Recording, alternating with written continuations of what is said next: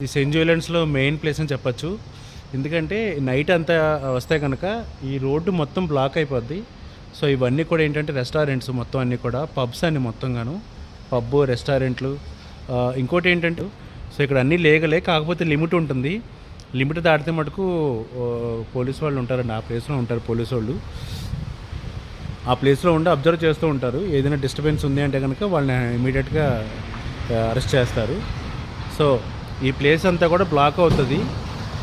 మొత్తం అంతా కూడా. ఇది వచ్చేటప్పటికి పబ్బు, ఐరిష్ పబ్ అంటాము. సో, ఎంజాయ్ చేసేవాళ్ళు నైట్ టైము 7 నుంచి నైట్ 1, 2 వరకు కూడా ఉంటారు. మీకు ఇంకోటి చూపిస్తాను ఇక్కడ కూడా. లాంగ్ హాల్ అని ఉంది కదా! ఇది కూడా పబ్బే. సో, ఇది కూడా పబ్బే లాంగ్ హాల్ అనేది కూడా. చాలామంది ఇక్కడ ఎంజాయ్ చేయడానికి వస్తారండి ఈ మాల్టాకి. సో, ఇక్కడ వచ్చేటప్పటికి ఏంటంటే ఎంజాయ్ చేసే వాళ్ళకి సెయింట్ జూలియన్స్ మంచి పాయింట్ అని చెప్పుకోవచ్చు. హార్ట్ ప్లేస్ అని కూడా అంటారు.